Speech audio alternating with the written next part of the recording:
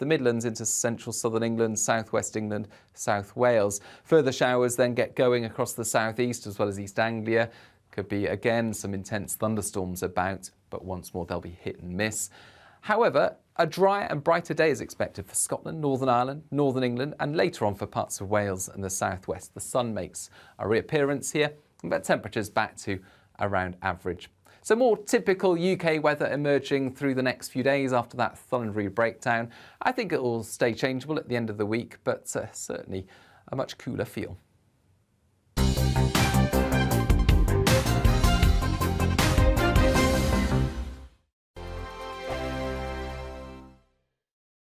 Join my show Farage, 7 p.m. till 8 p.m. Monday through Thursday. And there you will get opinion, analysis, debate, and I'll cover stories that nobody else dares to touch.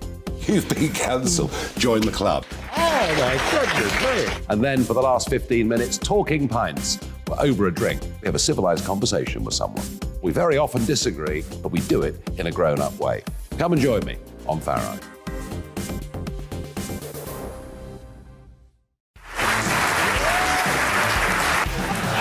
My name is Andrew Doyle. Join me every Sunday evening at 7 p.m. for Free Speech Nation. This is a show where we address current affairs and news stories of the week with the help of two wonderful comedian panellists. I brought in comics because I want to give it a lighter edge, and also they work for less. See you there.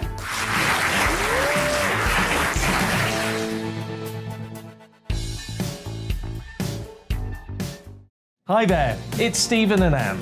At breakfast from 6 a.m, you'll always be caught up with everything you need to know, the latest headlines, opinions and debates. We'll bring you the good news and the bad, but most of all, we're here for you. Remember, send in your views and let us know what you would like us to talk about. That's because we're your news channel. And every morning at 6 a.m, it's breakfast on GB News. I'm Dan Wootton. Join me Monday to Thursday from 9 to 11 for the feistiest and most fun news debate on TV, where free speech reigns. I'll bring you a sharp take on the day's biggest stories, bombshell newsmaker interviews, and A-list guests. And I guarantee you, no spin, no bias, no censorship, and no reason to go to bed. That's Dan Wootton Tonight, Monday to Thursdays from 9 on GB News.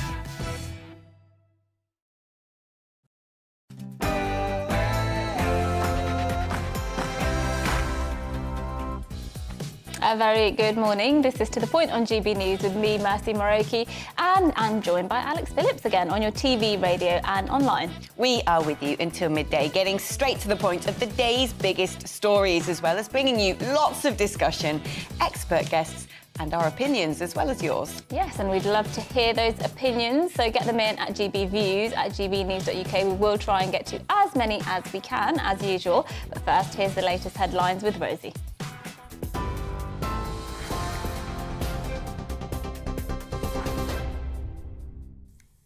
Very good morning to you. It's 2 minutes past 10. I'm Rosie Wright, keeping you up to date on GB News. New figures have shown that wages are falling at their fastest rate since records began more than 2 decades ago. The ONS say growth in regular pay, excluding bonuses, was 4.7% between April and June. But when we take into account rising prices, the real value of wages fell by 3%. Economist Jack Kennedy says that the economy is still in the process of bouncing back from the COVID pandemic. The labour market remains incredibly tight at present. Unemployment remains very low at 3.8%.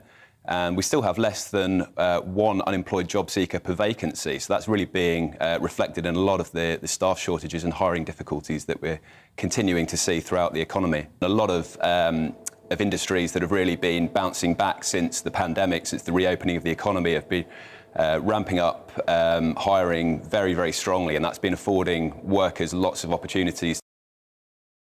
Consumer champion Jane Hawke says poorest households are being hit the hardest by the current rates of inflation. What we have seen from the Institute of Fiscal Studies is those with the least find that prices are rising the highest. So if you look at that in rates of inflation, in terms of rates of inflation, then that's a sort of 18% inflation for the poorest fifth of the population and 11 for the lowest, for the highest. Ukraine's president is calling on world leaders for help to force Russian troops to withdraw from the Zaporizhzhia nuclear power station. The plant in southeastern Ukraine has been the site of ongoing shelling. President Zelensky is warning that radiation from damage to the station could be blown over to neighbouring countries in the EU. He's also urged leaders not to give in to what he's calling nuclear blackmail and impose even tougher sanctions on Moscow. Former head of the British Army, General Lord Richard, says Ukraine's got to stay at the forefront. What is going on in Ukraine doesn't just affect Ukraine, it affects all of us in the West. And it's really important that we keep that particular story front and centre to make sure that Ukraine is defended in the best possible manner, that future Russian aggression is deterred. Because otherwise, again, as Lord Haig says, our security in the West is threatened and our prosperity is threatened. The Conservative leadership candidates have vowed to better scrutinise the Scottish government if they become the next Prime Minister. Liz Truss and Rishi Sunak will face off at another hustings in Perth this evening. Both have stated their opposition to a referendum on Scottish independence. The Foreign Secretary, Liz Truss, has committed to get Scotland's economy moving. The former Chancellor, Rishi Sunak, wants there to be greater scrutiny of Scottish civil servants in the country for it to be more accountable, whilst calling for the unions to work together. The body of a teenage girl has been found after she got into difficulty in water on Monday near Manchester. Police say they're confident her death isn't suspicious. A yellow thunderstorm warning's in place for most of the UK. The alert will stay in place for southern England until Wednesday. Heavy rains flooded streets in Devon and Cornwall, disrupting travel and bringing with it the risk of power cuts. A British teenager has died while on holiday in Turkey. The 14-year-old reportedly got into trouble swimming at the Liberty Lara Beach Hotel near Atlaya. He was pulled unconscious from the pool by a barman who attempted CPR before the boy was taken to hospital. A spokesperson for the Foreign, Commonwealth and Development Office said it's supporting the boy's family and they're in contact with local authorities. Heathrow Airport has extended the daily cap of 100,000 passengers until the end of October. The limit was implemented to reduce large queues as well as lost baggage and last-minute cancellations as the travel industry struggles to cope with staffing shortages. Meanwhile, Ryanair says it will add more than 500 flights with a total of 100,000 seats to and from London Stansted for the October half-term break. A fuel tax on domestic flights could help freeze train fares and raise over £1 billion a year. That's according to the Campaign for Better Transport. The group says that taxing aviation fuel at the same rate as petrol and diesel would make enough money to scrap the annual rail fare rise. They also say it would help cut carbon emissions. This is GB News, and I'll bring you more as it happens. Now let's head back to the point.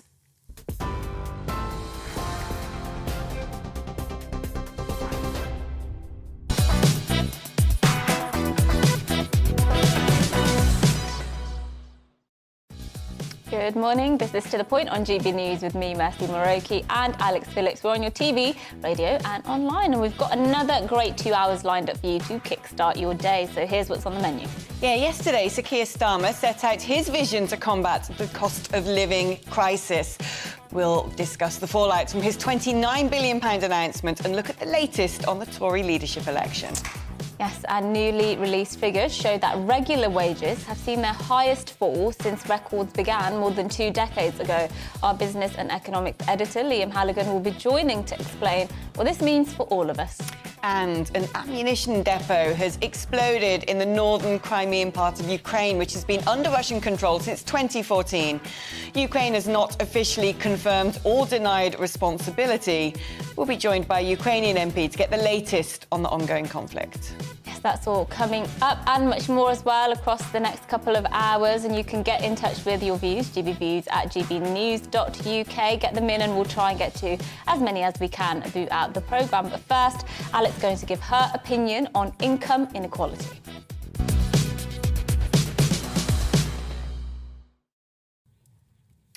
Well, let's crack out the champagne and celebrate, because the number of people with jobs has gone up. Except, of course, barely anybody can afford champagne, given that the real value of pay has shrunk to the lowest level in 2 decades. Nobody, that is, except all the fat cats and execs. Because something else has happened since the last time the economy dramatically hit the skids in the 1970s. Today, chief execs in the UK are paid an average 759% more than their employees, making the wage gap in Britain one of the biggest in all major economies. In fact, 90% of them pocketed 165 times more than a nurse, 140 times more than a teacher, and 132 times more than a copper.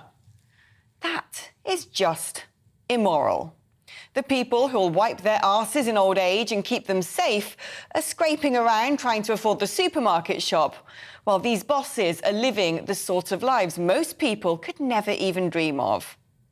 So I do actually have some sympathy with strikers when they are real people who toil all day in laborious jobs to then barely be able to feed their kids, while their bosses sit in air-conditioned offices and get ferried to fancy dinners and to setting up trust funds for theirs. And yet, we've all been sold some kind of lie that it has to be this way, that the brightest and the best wouldn't work here if that gap was closed to a more decent level. Well, the thing is, there are plenty of brilliant people around, whereas when it comes to sheer greed, in my mind, that makes you one of the worst. Even halving that gap would still see the average exec take home 2 million quid a year. Especially when people are in charge of services for the people, paid for by the people, a little bit of proportion and humility wouldn't go amiss. I'm not saying we start paying execs a pittance, but when someone is in charge of trains but only knows first-class everything, or is running hospitals but doesn't have relatives stuck in deadly NHS queues, or is imposing hosepipe bans but has a swimming pool in their own back garden, it's hard to imagine that they really do get what life is like at the sharp end. And let's be straight, money corrupts. Unbridled wealth often imbues a sense of entitlement that sees overpaid yobs who kick footballs go about kicking cats and crashing cars and abusing women, acting as though they are untouchable. But if ludicrous sums weren't paid, all the best players would leave the Premiership. So what? Maybe then the average fan could afford a ticket to the terraces and we'd have a better off mettle of player. When people are earning so much money, they frankly don't even know how to spend it all, ensuring their kids will never have to lift a finger, while others are on the brink of suicide, worrying how to even feed theirs. We have a problem. So yes, tax the bonuses of bankers. Yes, cap the salaries of publicly paid execs at a ratio of their lowest paid worker. Yes, throw a huge chunk of tax on houses bought by foreigners, pricing ordinary people out of the market. And yes, when using taxpayers' money to bail out the country in a crisis, make sure it goes to those who need it and not those who don't. Because I'd rather live in a country that values aspiration and humanity, rather than one that makes our nation a magnet to those who want to live in unfettered greed, and that becomes the sordid backbone of our crumbling economy.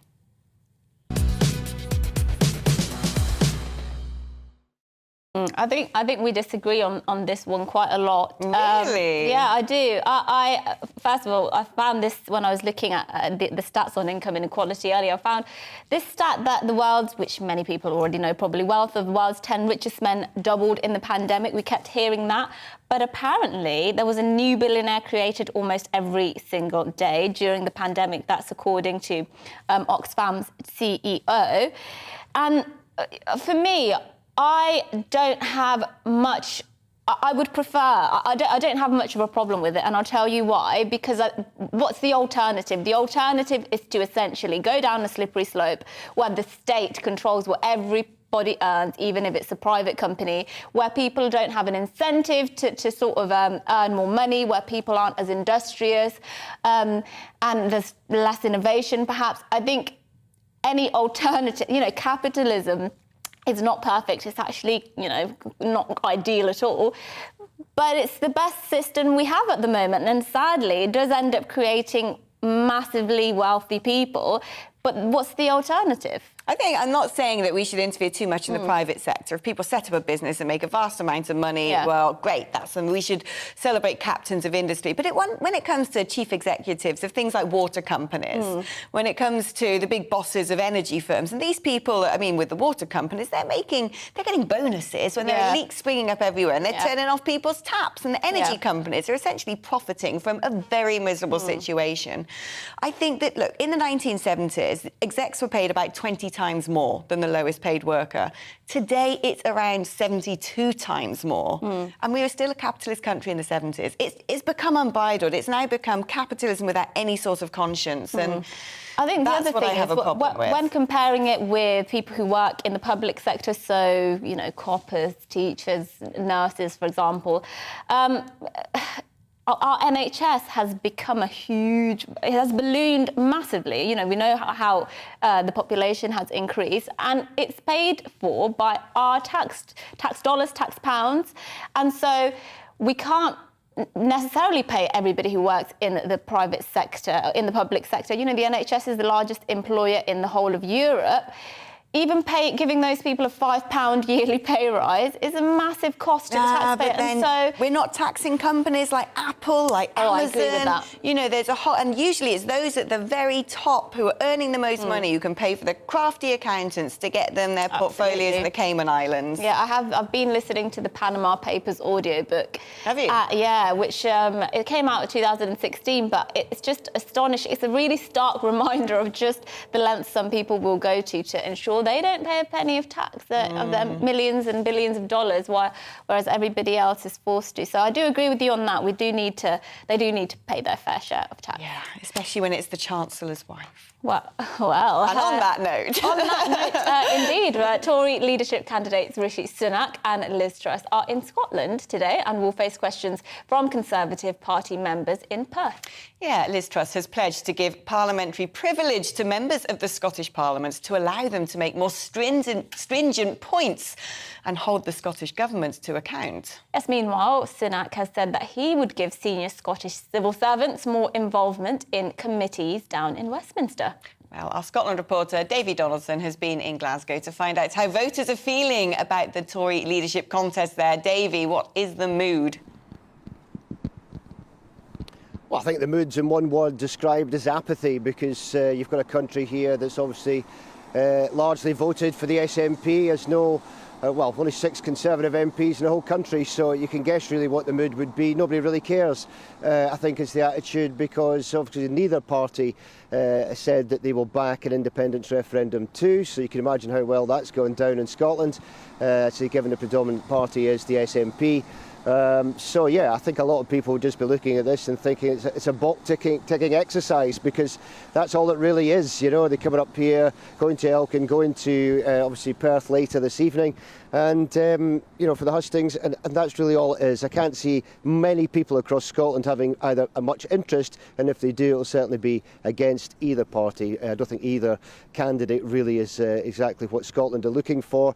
Liz Truss has come out and called Nicola Sturgeon an attention seeker, so that gives you the level of confidence that Liz Truss has in the First Minister. So yeah, I think it's one of these things, like I say, it's all show really, and not really much substance, because people here really simply just don't care about the Conservative Party, and certainly the majority don't, and are not really happy about either candidate because they're not predominantly giving them what they want. Yeah, Davey, I know you'll be reporting back to us once those hustings take place, so we look forward to hearing from you what people think afterwards. I do notice you're wearing a waterproof jacket. The weather's taken a turn, hasn't it? And I'm sure it has up there as well. Yeah, the weather's completely changed here. I was at a music festival at the weekend in West Lothian, party at the Palace in Linlithgow. Beautiful sunshine all weekend until Sunday night, and then we had thunder and lightning, so fork lightning, sheet lightning, and now it's decided to just constantly rain. It's not too bad, I have to say, at the moment here in Glasgow. Little bit of rain, certainly the further east where I live, it was a lot worse. So, but yeah, hopefully that's going to go away. We can get back and get out and enjoy various things like the Fringe Festival and other things like that in the sunshine again. Davey, thank you so much. We look forward to hearing back from you. It should be interesting to hear what the Scottish people think, especially Scottish Conservative voters. It's a constant challenge, isn't it, for whoever leads the UK, holding it all together. Yeah, absolutely. Well, joining us now to give further analysis ahead of those hustings is Ian Mcwherter, who's a columnist for The Herald, which is a Scottish broadsheet, and author of Disunited Kingdom, a book which looked at the Scottish independence referendum. Good morning to you. How will Truss and Sunak's advisors be prepping them this morning ahead of those hustings in Perth? Well, they'll be, I mean, it depends whether their advisors are from the Scottish Tory party or from the UK Tory party. I mean, as you probably know, Douglas Ross, the leader of the Scottish Tories, has had a rather indifferent 6 months because he equivocated about whether or not Boris Johnson should be resigning. There's a lot of hostility towards Boris Johnson still amongst many Conservatives in the Scottish party, some of whom would like to see a sort of separate Scottish party, a Scottish Conservative party, set up rather on the lines of the Christian Democrat Bavarian Party, the CDU in Germany, and that's been a kind of theme in the Scottish Tories really since devolution. But actually, it's quite interesting, because I don't know if people are fully aware of what's happening at the moment. But these guys, Truss and Sunak, are speaking in Perth, and it was there 55 years ago that the whole devolution was born when the Tory Prime Minister Ted Heath made his famous Declaration of Perth, and that led to the Scottish proposal for a Scottish Assembly, then to a Parliament, led to where we are now. And both of the candidates are saying they're going to be Minister for the Union. They're going to make sure that they roll back devolution in the future. They're going to make UK departments run in Scotland. Their writ is to run in Scotland just as it is in England. So, this is something that Boris Johnson pioneered, being Minister of the Union when he was Prime Minister. But it's going to be very interesting to see how they attempt to do that. Now, what they've attempted to do so far is just sort of put money into projects in Scotland and label them with a Union Jack. But if they go further than that, they're going to come up against some very interesting issues. I don't think many of your viewers are fully aware of just how much power the Scottish Parliament has on domestic affairs. And just to give two examples. One, it is now, the Scottish Government has effectively decriminalised possession of hard drugs in Scotland, at least for personal use. The Lord Advocate gave a statement last year saying that the police are no longer expected to prosecute people who have heroin or crack cocaine for personal use. Second, as you possibly know, Nicola Sturgeon is determined to drive through self-identification for trans people, which will mean the very definition of a woman is different north and south of the border. And if they're going to confront these kind of issues, it's going to look very interesting.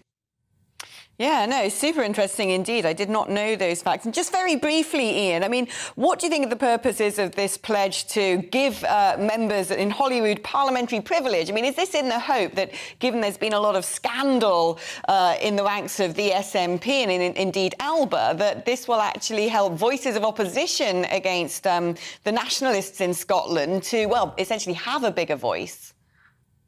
Well, yeah, this is part of their project, which is to roll back the powers of devolution to rejig parliamentary committees to give MPs more say over what the Scottish Parliament is doing. Because obviously, again, you may not be fully aware of this, but the Scottish Parliament has widespread powers now over home domestic issues. It also has tax-raising powers. But ultimately, Westminster is still in control. Constitutionally, all authority still comes from Westminster, and every act of the Scottish Parliament has to be ratified in Westminster. Not many people are aware of that. It's not just a rubber stamp exercise. So this is what they're trying to do, is to build up a kind of bulwark against the ever-expanding powers of the Scottish Government expressed through the Scottish Parliament. And if I'd have any advice, actually, for Liz Truss, as she speaks to the depleted band of Scottish Conservatives, and there really are, as you've been hearing, there's really very few of them left now in Scotland.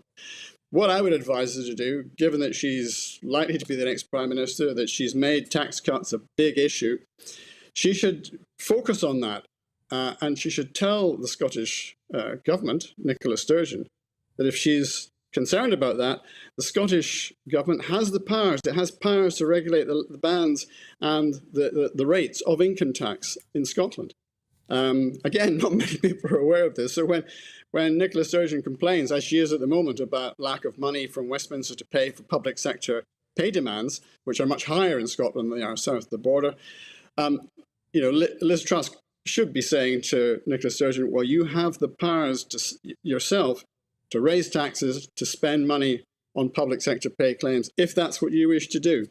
I'm not a Tory advisor. I'm not a connection with the Conservative Party at all. But that's what I would advise her to focus on, given that she's going to focus and try to make her whole premiership premised on tax powers being lower. Thank you. It's an interesting point you've made there, Ian. Thank you so much for coming on. Ian Mcwherter, columnist for The Herald and author of Disunited Kingdom. Yes, well, we're going to take a short break, but stay with us because we have some brand new employment figures to bring you, and they are record-breaking, so we'll be looking at those in just a moment with our business and economics editor, Liam Halligan. So be back in a second.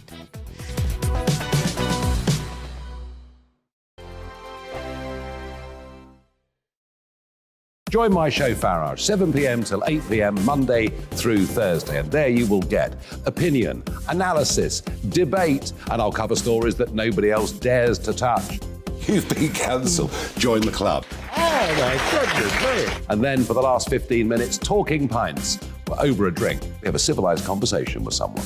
We very often disagree, but we do it in a grown-up way. Come and join me on Farage.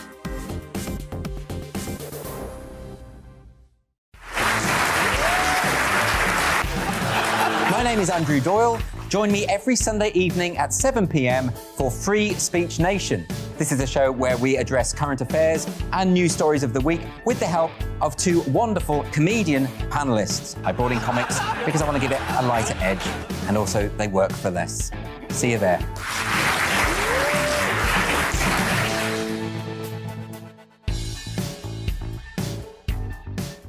Hi there, it's Stephen and Anne. At breakfast from 6 a.m, you'll always be caught up with everything you need to know, the latest headlines, opinions and debates. We'll bring you the good news and the bad, but most of all, we're here for you. Remember, send in your views and let us know what you would like us to talk about. That's because we're your news channel. And every morning at 6 a.m, it's breakfast on GB News. I'm Dan Wootton. Join me Monday to Thursday from 9 to 11 for the feistiest and most fun news debate on TV, where free speech reigns. I'll bring you a sharp take on the day's biggest stories, bombshell newsmaker interviews, and A-list guests. And I guarantee you, no spin, no bias, no censorship, and no reason to go to bed. That's Dan Wootton Tonight, Monday to Thursdays from 9 on GB News.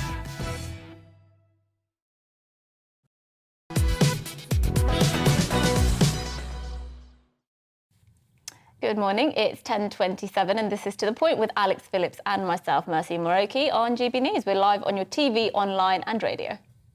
Yeah, the number of workers on payrolls in the UK rose by 73,000 between June and July to 29.7 million. That's according to new figures from the Office for National Statistics. Yes, the news wasn't all good. However, data also revealed that there was an effective 3% drop in regular pay for employees as salaries are not rising in line with inflation. And this is the biggest slump since records began in 2001. Well, here to talk through these figures in more detail is our business and economics editor, Liam Halligan. OK, right, let's get unpicking these stats. What do you glean from it all? It is a bit weird. You've got to get your head around the fact that wages are going up really fast, but they're going down as well. And it's because, as Mercy said, it's because of inflation. So because the labour market's tight, there's lots of vacancies, there's not enough workers. A lot of people have left the workforce since lockdown, actually. Because the labour force is tight, the average wage that we get, the pounds and pence, is actually up over the last quarter, the last 3 months, compared to the same 3 months last year by 4.7%. That's a really chunky increase. That's one of the highest increases we have in the data on record. But because inflation is so much more than that, it's more than double that. Inflation's 9-10%, and there's another inflation figure coming out tomorrow that will probably be even higher. The real wages, the effective wages, the wage increase after you take into account the cost of living increase has actually gone into reverse. So wages, real wages, post-inflation wages have fallen by 3%. And that's the biggest fall in the last 20 years since we started measuring wages in this way. And my mum went and did some shopping yesterday, and usually there was a time where for £50 you wouldn't be able to carry shopping bags for £50. And she said, I only had 2, just standard carrier bags full of just ordinary groceries, and it cost me £50. I mean, how are people meant to deal with that kind of thing? Because that will be the situation facing many people across the country, and then people will then have to perhaps go on benefits to be able to just simply live. Well, we know from Rishi Sunak's last budget back in March, gosh, doesn't that seem like a long time ago?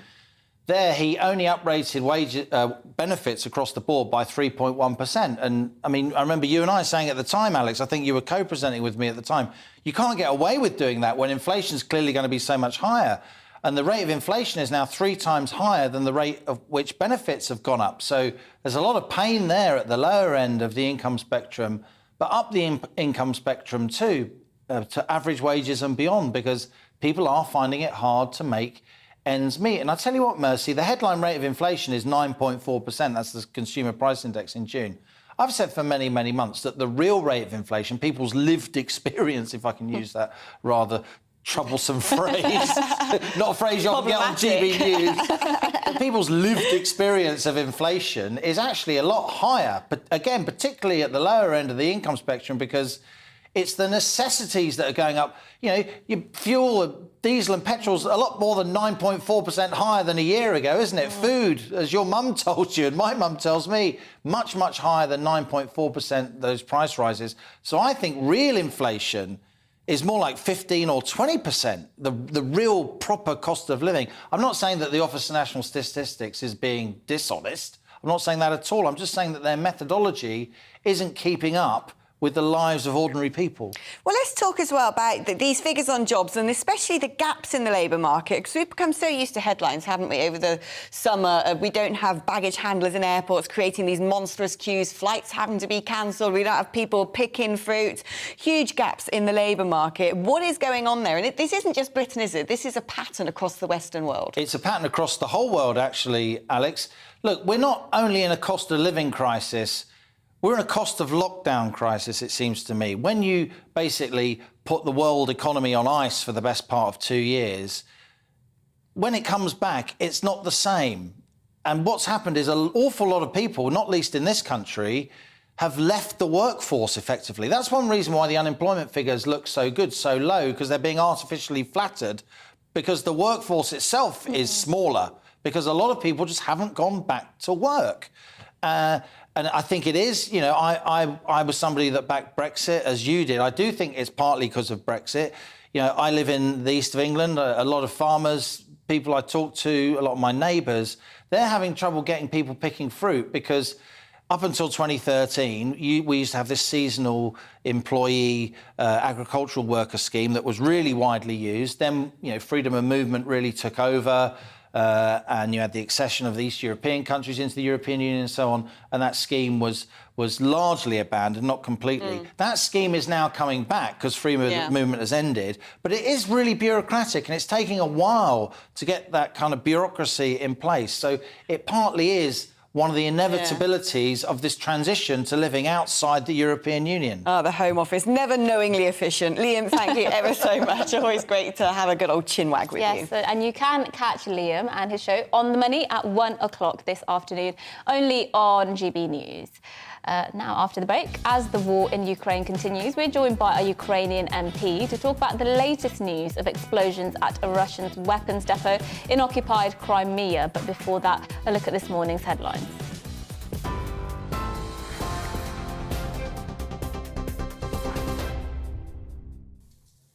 It's 10:33. I'm Rosie Wright, keeping you up to date. New figures have shown wages are falling at their fastest rate since records began more than 2 decades ago.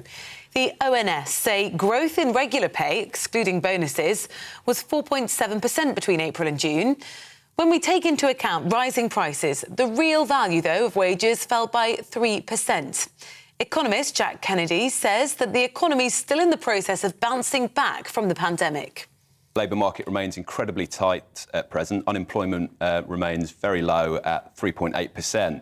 And we still have less than one unemployed job seeker per vacancy. So that's really being reflected in a lot of the staff shortages and hiring difficulties that we're continuing to see throughout the economy. A lot of industries that have really been bouncing back since the pandemic, since the reopening of the economy, have been ramping up hiring very, very strongly, and that's been affording workers lots of opportunities. Ukraine's president is calling on world leaders to help force Russian troops to withdraw from the Zaporizhzhia nuclear power station. The plant in southeastern Ukraine has been the site of ongoing shelling. President Zelensky is warning that radiation from damage to the station could be blown over neighbouring countries in the EU. The Conservative leadership candidates have vowed to better scrutinise the Scottish government if they become the next Prime Minister. Liz Truss and Rishi Sunak will face off at another hustings in Perth this evening. Both have stated their opposition to a referendum on Scottish independence. The Foreign Secretary, Liz Truss, has committed to get Scotland's economy moving. The former Chancellor, Rishi Sunak, wants there to be greater scrutiny of Scottish civil servants. The body of a teenage girl has been found after she got into difficulty in water on Monday near Manchester. Police say they're confident her death isn't suspicious. A yellow thunderstorm warning is in place for most of the UK. The alert will stay in place for southern England until Wednesday. Heavy rain has flooded streets in Devon and Cornwall, disrupting travel and bringing with it the risk of power cuts. TV, online and DAB+ radio, this is GB News.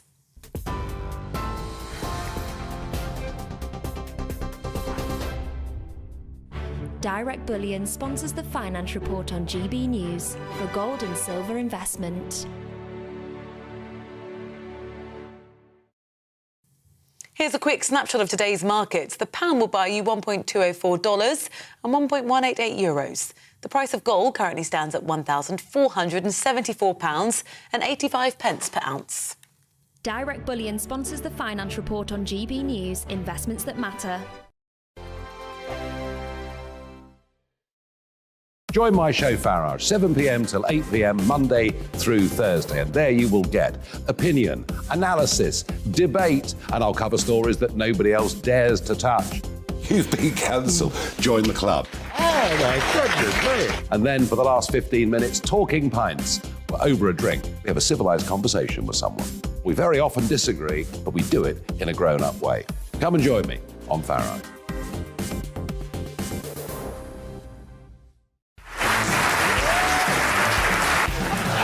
My name is Andrew Doyle. Join me every Sunday evening at 7 p.m. for Free Speech Nation. This is a show where we address current affairs and news stories of the week with the help of 2 wonderful comedian panellists. I brought in comics because I want to give it a lighter edge, and also they work for less. See you there.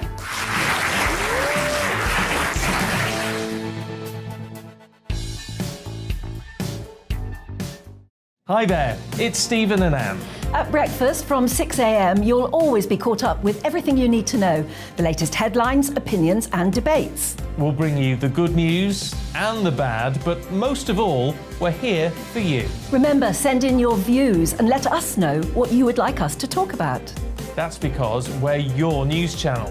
And every morning at 6 a.m, it's breakfast on GB News. I'm Dan Wootton. Join me Monday to Thursday from 9 to 11 for the feistiest and most fun news debate on TV, where free speech reigns. I'll bring you a sharp take on the day's biggest stories, bombshell newsmaker interviews, and A-list guests. And I guarantee you, no spin, no bias, no censorship, and no reason to go to bed. That's Dan Wootton tonight, Monday to Thursdays from 9 on GB News.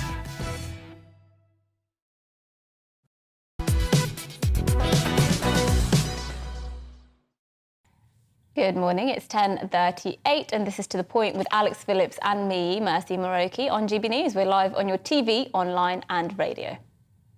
And now it has been nearly 6 months since Russia launched its special operation and invaded Ukraine. But that hasn't stopped Ukrainians from fighting back. Last week, British Defence Secretary Ben Wallace said he thought Russia's invasion of Ukraine had faltered and was starting to fail. Yes, well, last week, Ukrainian forces struck Russian air bases in occupied Crimea, which has been held by Russia since 2014. And then earlier this morning, an explosion took place at a Russian munitions depot in Zhankoy in Crimea, although Ukrainian forces haven't claimed responsibility for it officially yet. Well, Kira Ruddock, Ukrainian MP and leader of the Golos party, joins us now to discuss this in more detail. Why do you think the experts got it so wrong when it came to Ukraine? Hello, thank you so much for having me. Well, nobody believed that we would be standing for more than 1 or 2 days. And right now it's 6.5 months, and we are not only standing, we are actually fighting Russians back. You know, there is nothing that a person wouldn't do protecting his or her family, loved ones, and city and the country. And this is what we are doing. We are not attacking. We are defending ourselves. We are protecting what is ours, protecting our sovereignty and the safety of Ukrainian nation. This is why we have shown so much resolve and resistance to the attacks that Russians are posing on us. However, I want to claim that there was no difference between day 1, when we were fighting strong, and day 170, when we are still fighting strong. So the results, the victories that you are seeing right now from our army depend on getting the NATO-grade level weapons to Ukraine. Actually, when you give us ability to defend ourselves, we will do it very well. And we will show the great results. So this is why it is so important to continue sending heavy weapons to Ukraine, to allow us to win this war, to allow us to restore our sovereignty and continue living a peaceful life as we were living before. And this is why I'm so grateful to the British government and British people for the support of Ukraine.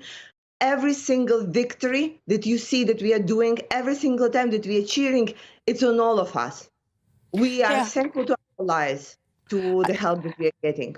Are you worried that what could come, though, is a period of international complacency, really, where those supplies start to dwindle? Because, of course, this war, the war in your country has triggered effects around the globe and, in part, has contributed to a crisis, an energy crisis, where prices are going up in countries across Europe. And do you worry that what could happen as a result of that is the country is currently sending a lot of aid and weaponry and arms to Ukraine to help you, might start having second thoughts? So the energy crisis that we all are experiencing is not related to Ukraine. It is related to Putin and his misdeeds. I want you to remind that in December last year or November last year, when Putin raised the prices for the energy resources, there was no war in Ukraine, at least not in an active stage, and he still have done it. So I want all of us to remember who is behind the energy crisis, and it is not a war in Ukraine. It is Putin, who wants to restore the Russian Empire or USSR or whatever he wants. And even imagine that Ukraine is not there. Do you think he will become a better person if he wins, God forbid, this war? Do you think he will lower down the prices? I don't think so. I'm absolutely sure that he will continue pushing and pressuring the Western countries because this is his way of establishing power. And again, we have seen it beforehand as well. So in terms of getting and continuing getting the support, I am asking all the leaders of the free world, what is the plan? Okay, what happens if Ukraine fails? Do you have a plan? It will make Putin only stronger. It will give him an enormous amount of resources, and Europe will suffer even more with the energy crisis, refugee crisis, and many other crises. So what is the plan then? But because right now, for us, the plan is obvious. We continue fighting, we continue receiving the support, and we do our best to fight Putin back to restore our sovereignty and then work on the economic issues that come with it. Thank you. That's very strong from you, and many people will agree with that. I just wanted your reaction on what we just said there at the end of that introduction, which is that news coming out this morning says an ammunitions depot in Crimea has exploded. Russia's defense ministry says that there was no serious casualties. Of course, Ukraine has not officially confirmed or denied involvement in that. What's your reaction to that? Crimea is Ukraine. I don't know what Russians are doing there. Love that. Extremely succinct. I think that says it all. Kira, thank you so much for joining us. We really appreciate you coming on. You're always great to speak to, so thank you. Kira Riddick there, a Ukrainian MP. Yeah, she is great. And I think it's so important that we don't suddenly start to dwindle in our support and give up. I mean, there's a huge risk, especially, I'm telling you, across the channel, having just come back from Italy, the debate in newspapers and on TV stations in countries like Italy and countries like Germany, it's very different to the sort of public sentiment here. Really? How did you find it different? That's interesting. There's a huge debate going on right now. I mean, one of the reasons that Italy has no government is because huge splits in the five-star movement between whether or not arms should be going to Ukraine at all. Yeah. Our news cycle seems to have moved on, hasn't it? Especially with Boris Johnson resigning and now the cost of living, that seems to be taking up much of our time. Many would say rightly so. But let us know what you think about all that. GBviews at gbnews.uk. We are going to move on to something else. At the moment, the Royal Navy is to end its control of Channel migrant operations early next year. GB News can confirm.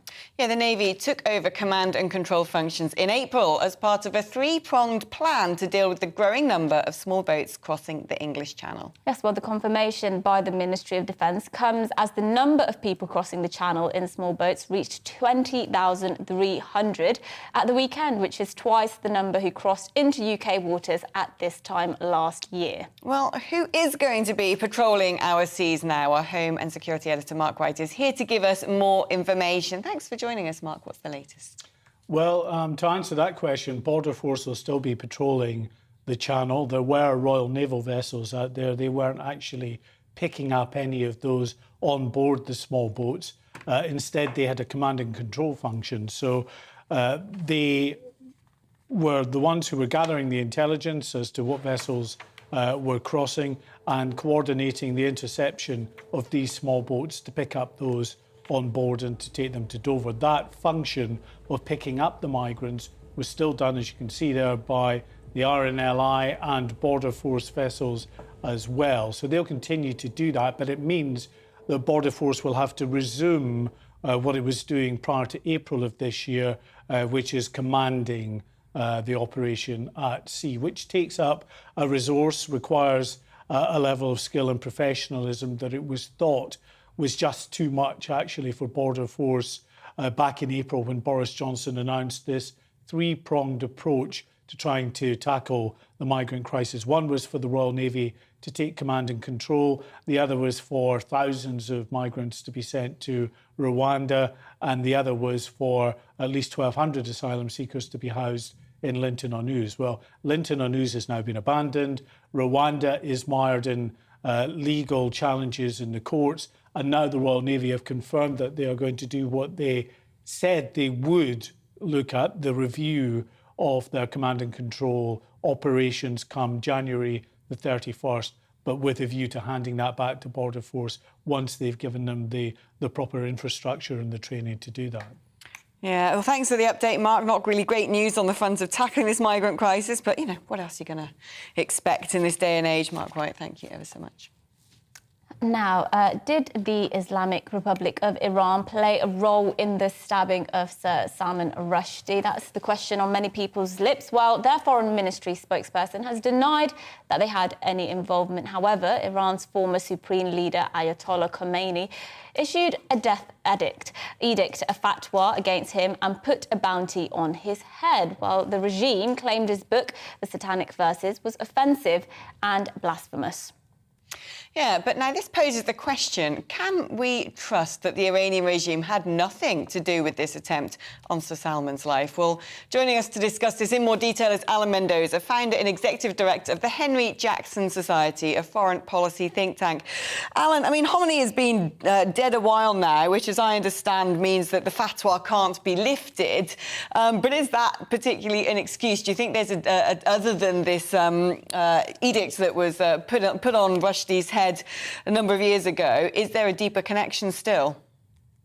Well, yes. I mean, particularly as back in 2019, not so long ago, the current Supreme Leader, Khamenei, he put a reminder of the fatwa on Twitter, of all places, to just, kind of stoke the fire still further. So the idea the Iranians have walked away from this, even though it might be sort of sitting around, Khamenei is dead, is not true. They have been encouraging it it being carried out. And this is, of course, a huge problem because you've now seen the results of that. In 2022, years after the original edict, someone has been stabbed on account of this crazed ruling, and nobody's walked away from it.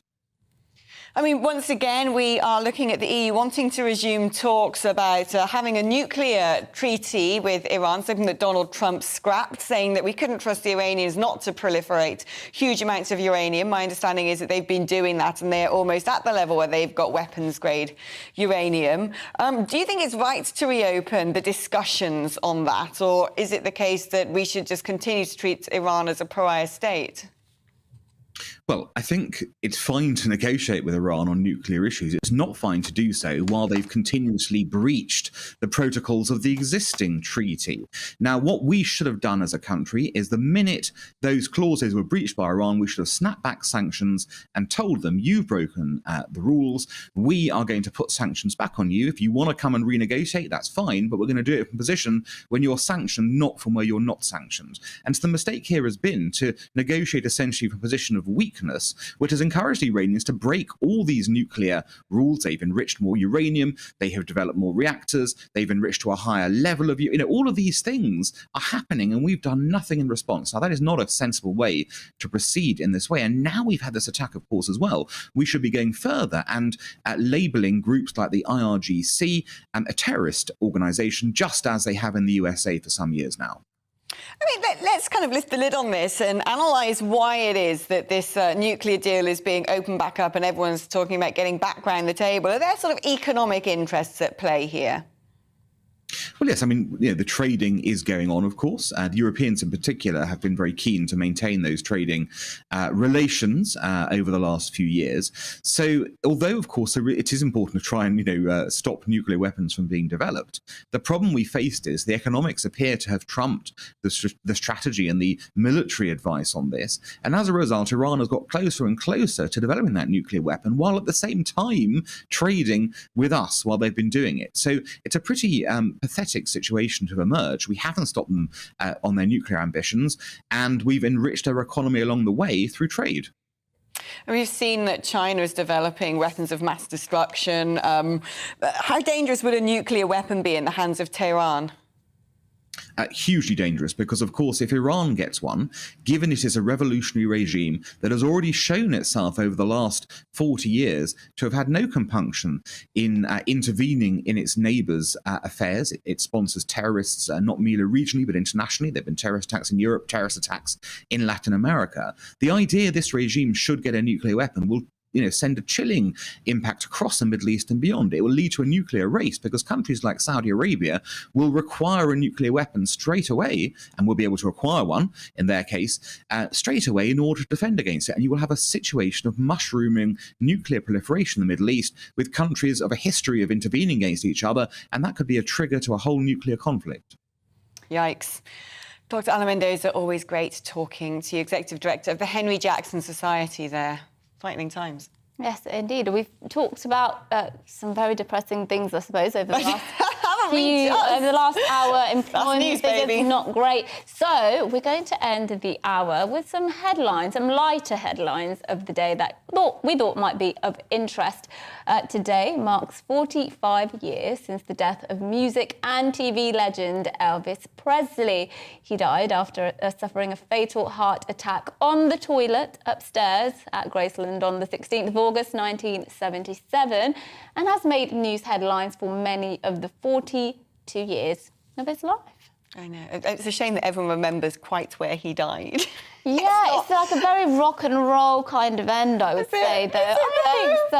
Hey, well, yeah, I think, but it was what, you know, it was after some some experimentation with some substances, I suppose. I thought you just eaten a big burger or something. You don't die from eating a burger. I don't know, it depends on when you eat. You told me quite a conspiracy theory earlier. It's not a conspiracy theory. People have written about this, the fact that there's a history of congenital disorders in his house because relatives maybe got a little bit too close among his ancestors. Interesting. Apparently there's a new film out as well. I haven't seen it. Been out for a while. Yeah, has it? What's it called? Elvis. Oh, is it just called Elvis? I don't know. Well, when I looked at the poster, it didn't look anything like Elvis, so that put me off at first. But maybe, you know, the film itself is good. Oh, you know, I'll finish at 3. Let's go to the pictures. Let's do that. Let's do it. Next one. A group of single women have claimed they struggle to find men who are educated enough on the dating scene. Australian therapist Eliza Wilson spoke on the Sex Sells podcast and didn't consider tradesmen to be educated enough. Now, well, generally speaking, women are attracted to men who have the capacity to be productive, but also attracted to their status too. For example, Eliza said she got the ick after a guy she was attracted to revealed he works at Woolworths. I mean, how old is this Don't even have Woolworths person? anymore. Yeah, this must have been years ago. But what's your stance on the dating scene? What does it matter if somebody has a high-earning job? Do you think it matters?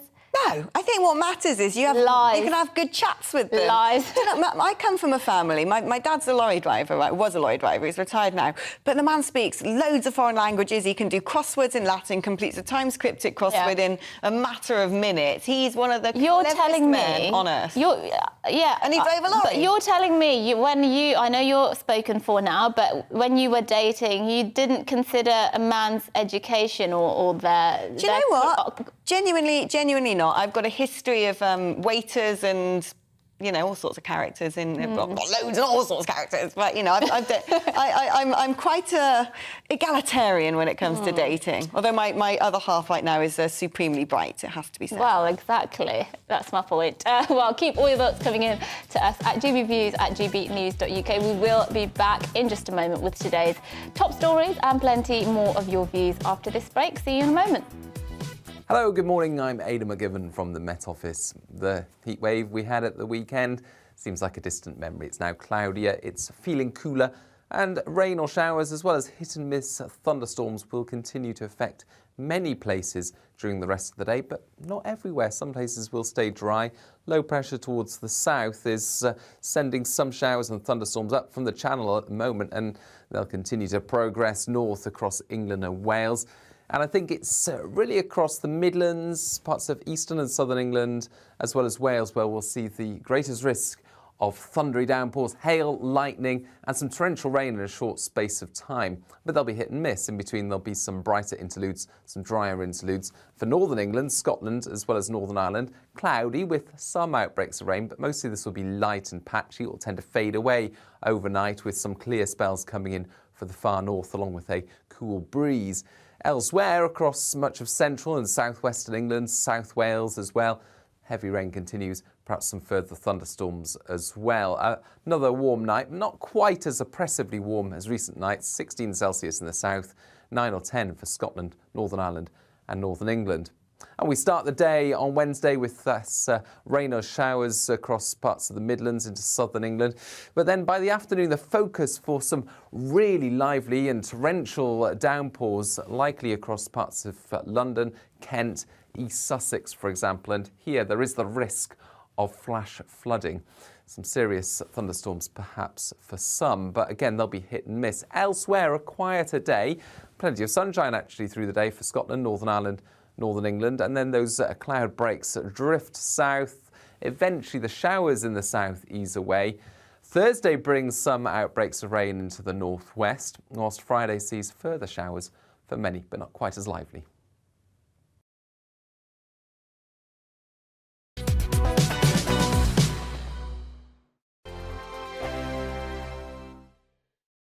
Join my show Farage, 7 p.m. till 8 p.m. Monday through Thursday. And there you will get opinion, analysis, debate, and I'll cover stories that nobody else dares to touch. You've been cancelled. Join the club. Oh my goodness me. And then for the last 15 minutes, talking pints. We're over a drink. We have a civilised conversation with someone. We very often disagree, but we do it in a grown-up way. Come and join me on Farage.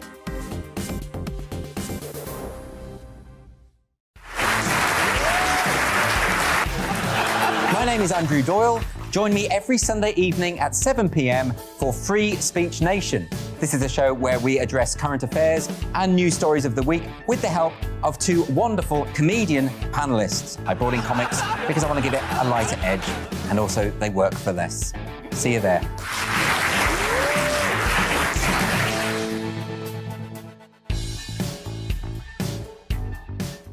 Hi there, it's Stephen and Anne.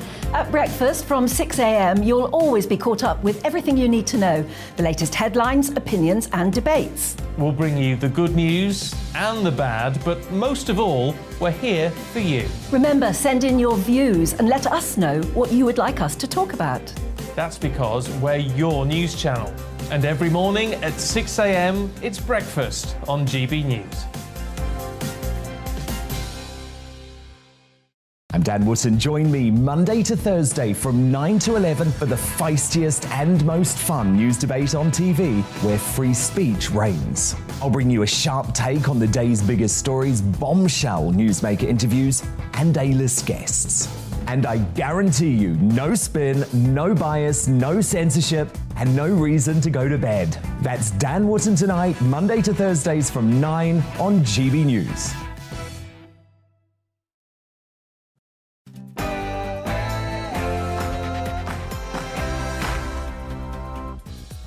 Good morning. This is To The Point on GB News with me, Alex Phillips, and Mercy Moroki on your TV, radio and online. And we are with you until midday with a show full of today's biggest stories, lots of discussion, expert guests, our opinions and yours. Yes, and get those opinions in on our email, gbviews@gbnews.uk. We'll be getting to those throughout the programme. But first, here's your latest headlines with Rosie.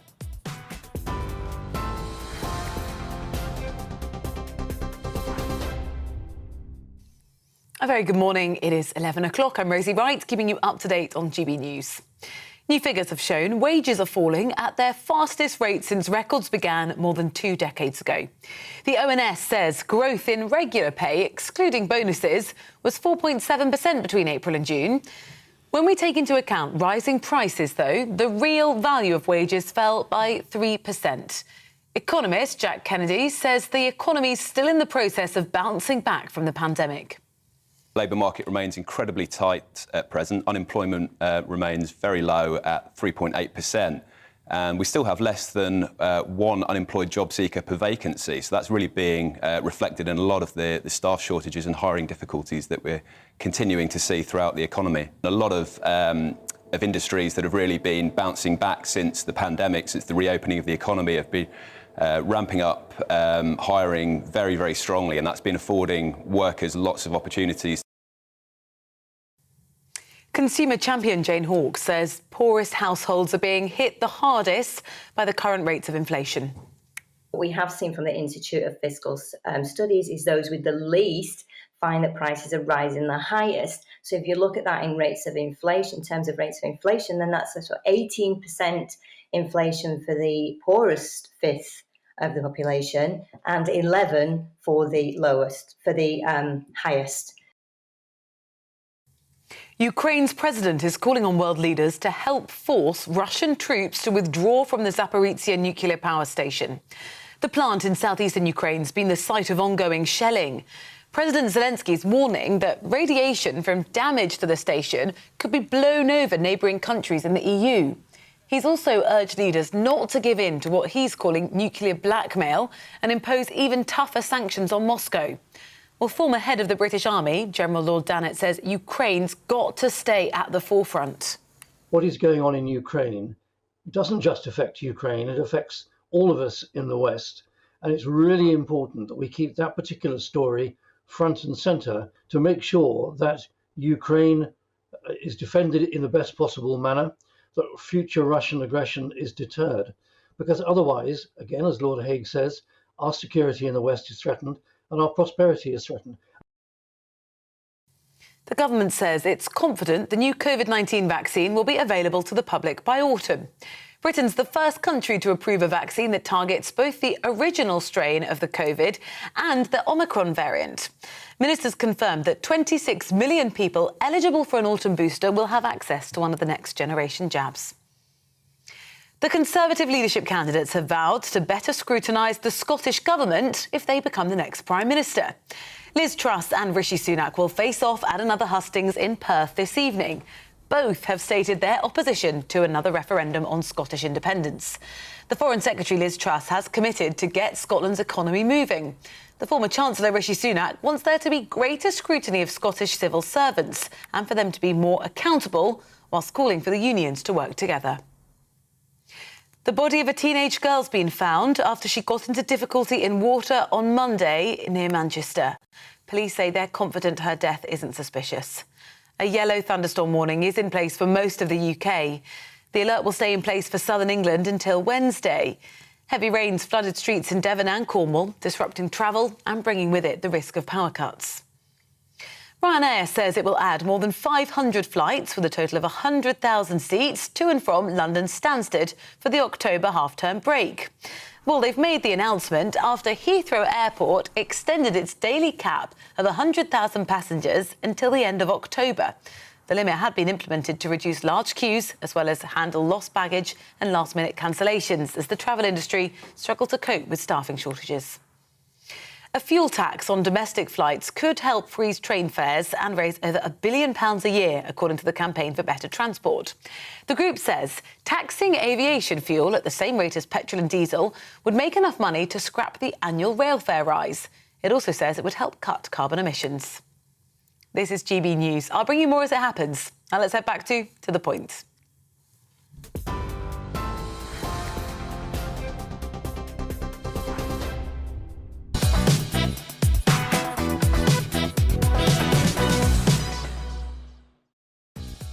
Good morning. This is To The Point on GB News with me, Mercy Moroki, and Alex Phillips on your TV, radio and online. We've got a great show lined up for you for our final hour. So here's what's coming up. The Tory leadership candidates are heading to Perth tonight to appeal for votes from their Scottish members. But with both candidates touting the line that the SNP are unfit for government, are they different enough for the contest to even mean anything? We'll look into that a bit more next. Meanwhile, landlords and tenants could both be given a tax credit in next month's budget. But will they be equal, or are landlords being favoured over renters, as they usually are? That's a question we'll be posing to Priced Out UK's Freddie Poser later. And finally, Meghan and Harry are set to return to the UK again next month. Hurrah! So, will they spend longer with the Queen than just 15 minutes? Well, they allegedly spent with that herb, I can't say it anymore, the entire Jubilee weekend. Spent that time with her. Anyway. Yes. Royal expert Charles Ray will tell us what he's heard, all the goss about the upcoming trip before the end of today's show. Yes, that's all coming up and much more as well across the programme. We are here for another hour and you can get in touch with your views. Plenty of views in already. We'll be getting to those throughout the programme. gbviews@gbnews.uk is the email.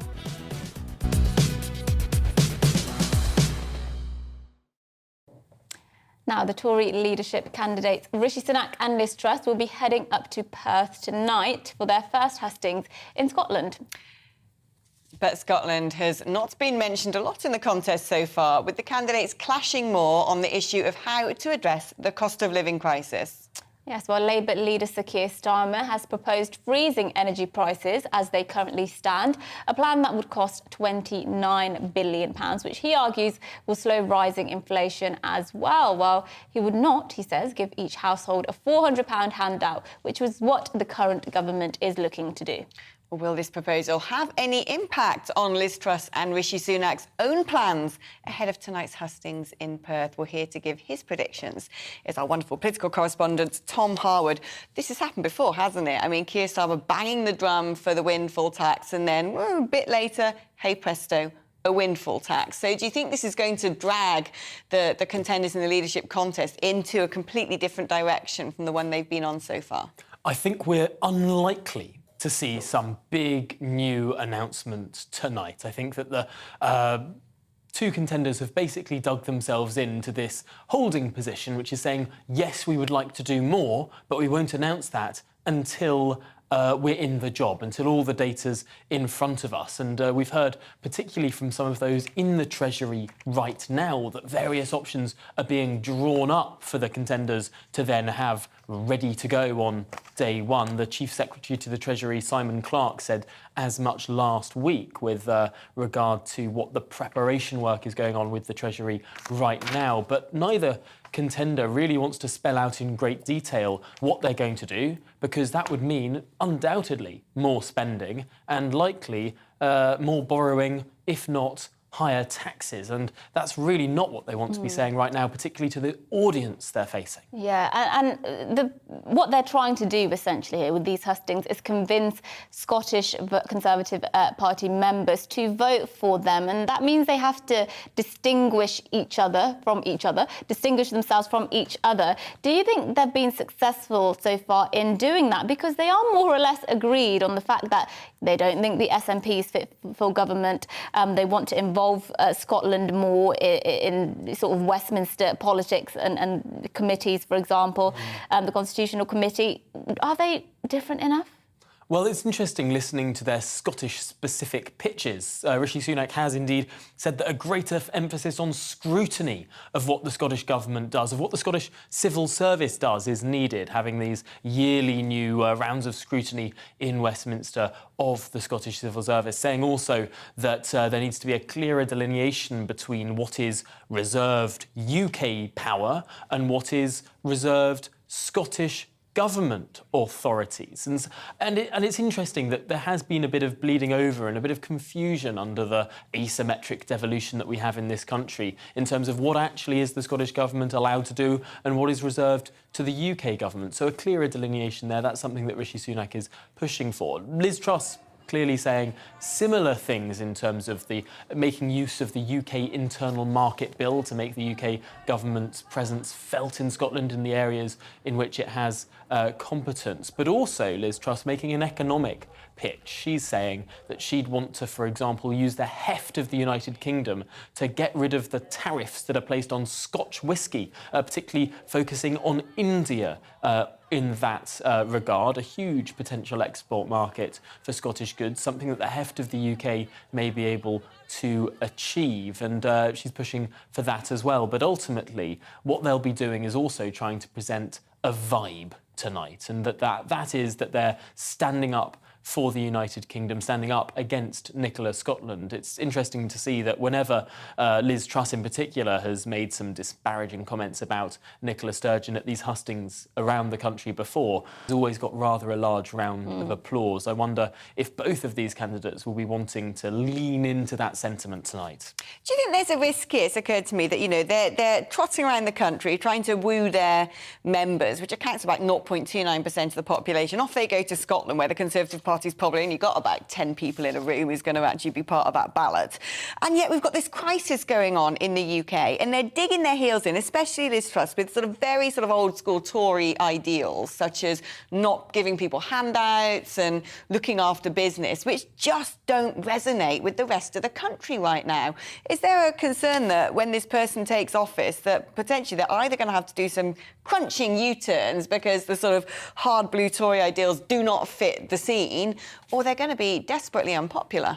Well, I think there's been some constructive ambiguity from both candidates so far in this race. Now, Liz Truss has been saying that her preference is for tax cuts rather than handouts, but she has left a bit of wiggle room there in terms of what she could do to increase, for example, the benefit system, universal credit for those who don't pay tax. So clearly I think we're probably going to see more detail, but not before the 6th of September, not before that new Prime Minister is installed. Interestingly, though, today we've seen some briefing from the Liz Truss camp to the Times newspaper, which has been leaning towards what we might look to see in terms of policy. And that's very different from the Keir Starmer policy that's spending £30 billion over just 6 months. That's, of course, £60 billion over a year. That's more than furlough cost on freezing the amount of energy bills, of course, trying to hold back the tide of international prices. Liz Truss is leaning away from that proposal because, of course, that involves handouts to millionaires. That involves giving more to people who have multiple houses, for example, than you would give to people who are struggling. The Liz Truss camp briefing seems to suggest that for those who earn more, she would want to deliver the help through those tax cuts that she's announced. But for those who earn less, she'd want to push further direct fiscal support in terms of, for example, an uplift to universal credit and other mechanisms like that. So perhaps slightly more complicated in how it's delivered, but more philosophically rigorous when it comes to Tories who don't like the idea of taxing people highly to then slosh that money around and then give it back in the form of a benefit. Giving more and taxing lesser doesn't always add up, does it? That's the problem. Yeah, Tom, I want to turn our attention to the civil service. We were speaking over the last hour about civil service cuts, whether the civil service pay as well. We were speaking about fat cats and bosses getting paid way more than nurses and doctors and stuff. What are their plans in terms of the civil service? Because Rishi Sunak has said he would drastically cut civil service, the size of the civil service. What has Liz Truss said about that? Well, they've both committed to this proposal that actually was announced in the latter days of the Boris Johnson administration, this idea of reducing the size of the civil service back down to 2015-2016 levels. Now, that means that a fairly large-scale, 90,000 plus job losses, but although that would be done through a voluntary mechanism, i.e. The current proposal from the government is a hiring freeze, and as people leave the service, you get those numbers down that way. Liz Truss has made a bit of a wave in this area as well in terms of suggesting ways in which the civil service might be scaled back. She, of course, had a fairly famous U-turn early on in this campaign over what were termed regional pay boards, where people where the cost of living is less might be paid less in the civil service. That policy has now been scrapped by levelling her. up. But that did come. That was one element of a package of wider policies with regard to the civil service in terms of getting that more wide-scale reform in terms of getting value for money out of the civil service. Have any of them put a number on how much exactly that would be saving? It's very hard to tell because, of course, some of these things are yet to be fully costed. Some of these things have changed since they were first announced. I'm not sure that we're going to see a huge amount of detail in terms of the pennies and pounds that are saved through the civil service, although there were some numbers that were put out in terms of scrapping diversity and inclusion managers. Not huge in the sort of £1 billion scale of government, but certainly several millions that could be saved. Tom, thank you very much for that update. And we're going to go to some views because, as I said, you guys have been in touch about what Alex gave her monologue on earlier, which is public sector pay and actually just the pay of low-paid earners compared to fat cats or execs. Kim says the civil service and public sector are lazy and non-productive and has been the same for years. David says if you want a better job with more pay, add more value. If you can't get some education. Quite some harsh views. Yeah, George here saying that he was horrified the other day to hear of the earnings of the chief exec of Severn Trent. Says they're £4 million per annum. That is beyond obscene. Yeah, I mean, it does seem. There are people who disagree with me, though. There are people who completely disagree with me, who say that fat cats are people who risk huge amounts of money and deserve a huge amount of profits. Well, not if they're on taxpayers' money, though. Come on, that's not exactly a risk, is it? That's a guaranteed job for life. Well, somebody says, well done, Alex, for the first time. This is Graham. For the first time in ages, I have agreed with you over Mercy. So it's first time in ages. You gave a compelling argument agree on for Graham. Normally, don't we? What's Graham? Well, I think you gave a compelling argument, but I'll take it. Sorry, Alex, I'm with Mercy on this one. We should always pursue excellence. That is the way to make us all richer. Who gave that was from Timothy. And Adrian from Sheffield said capitalism has reduced global poverty by 90%. I don't know if that's the correct figure. I agree, but my problem is not the poverty. My problem is that in the UK, in the major economies, we've got the biggest gap. I mean, look, come on. We're talking in the 1970s, bosses being paid 20 times more than the lowest paid worker. Today, it's more like 70 times. And I just think, even if you halve that gap, the bosses are still getting a lot of money. I don't think, for me, it's not the inequality that's and people at the problem. bottom should get more. It's not the inequality that's the problem, like relative inequality. I don't mind there being billionaires and trillionaires as long as people have on the lowest rung still have a good standard of living. That's my concern.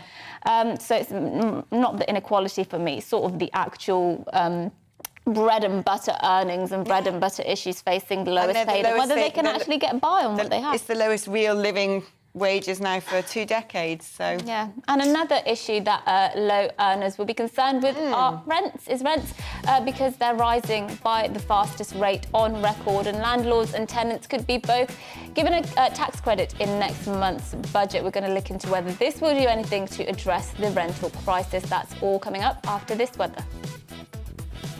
Hello, good morning. I'm Aidan McGivern from the Met Office. The heat wave we had at the weekend seems like a distant memory. It's now cloudier, it's feeling cooler, and rain or showers as well as hit and miss thunderstorms will continue to affect many places during the rest of the day, but not everywhere. Some places will stay dry. Low pressure towards the south is sending some showers and thunderstorms up from the Channel at the moment, and they'll continue to progress north across England and Wales. And I think it's really across the Midlands, parts of eastern and southern England, as well as Wales, where we'll see the greatest risk of thundery downpours, hail, lightning, and some torrential rain in a short space of time. But they'll be hit and miss. In between, there'll be some brighter interludes, some drier interludes. For northern England, Scotland, as well as Northern Ireland, cloudy with some outbreaks of rain, but mostly this will be light and patchy. It will tend to fade away overnight with some clear spells coming in for the far north, along with a cool breeze. Elsewhere, across much of central and southwestern England, South Wales as well, heavy rain continues, perhaps some further thunderstorms as well. Another warm night, not quite as oppressively warm as recent nights, 16 Celsius in the south, 9 or 10 for Scotland, Northern Ireland and Northern England. And we start the day on Wednesday with rain or showers across parts of the Midlands into southern England. But then by the afternoon, the focus for some really lively and torrential downpours likely across parts of London, Kent, East Sussex, for example. And here there is the risk of flash flooding. Some serious thunderstorms perhaps for some, but again, they'll be hit and miss. Elsewhere, a quieter day. Plenty of sunshine actually through the day for Scotland, Northern Ireland, Northern England, and then those cloud breaks drift south. Eventually the showers in the south ease away. Thursday brings some outbreaks of rain into the northwest, whilst Friday sees further showers for many, but not quite as lively.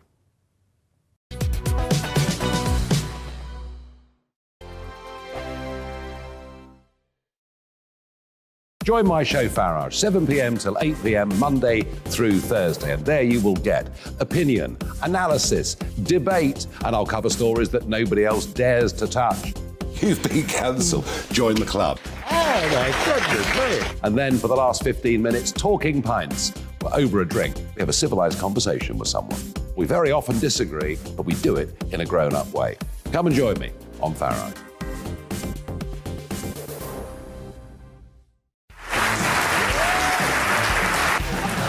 My name is Andrew Doyle. Join me every Sunday evening at 7 p.m. for Free Speech Nation. This is a show where we address current affairs and news stories of the week with the help of 2 wonderful comedian panellists. I brought in comics because I want to give it a lighter edge, and also they work for less.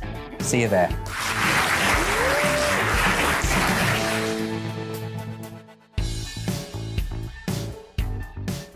Hi there, it's Stephen and Anne. At breakfast from 6 a.m, you'll always be caught up with everything you need to know, the latest headlines, opinions and debates. We'll bring you the good news and the bad, but most of all, we're here for you. Remember, send in your views and let us know what you would like us to talk about. That's because we're your news channel. And every morning at 6 a.m, it's breakfast on GB News. I'm Dan Wootton. Join me Monday to Thursday from 9 to 11 for the feistiest and most fun news debate on TV, where free speech reigns. I'll bring you a sharp take on the day's biggest stories, bombshell newsmaker interviews, and A-list guests. And I guarantee you, no spin, no bias, no censorship, and no reason to go to bed. That's Dan Wootton Tonight, Monday to Thursdays from 9 on GB News. Join me, Darren Grimes, for Real Britain every Saturday and Sunday from 2 p.m. A news hour that comes with a trigger warning. Scorching hot opinion with prominent guests saying the unsayable, and a little bit of weekend fun thrown in. Unlike other broadcasters, I won't be forgetting what the B in our name stands for. So howie in for Real Britain Saturday and Sunday from 2 p.m.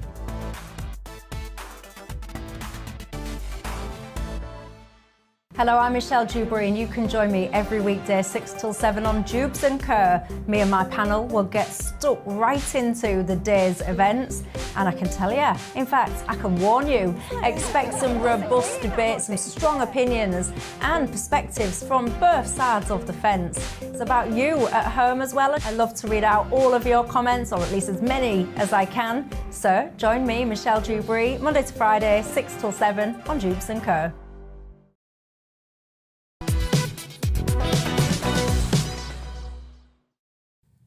Good morning, this is To The Point with Alex Phillips and myself, Mercy Moroki, on GB News. We're live on your TV, online and radio.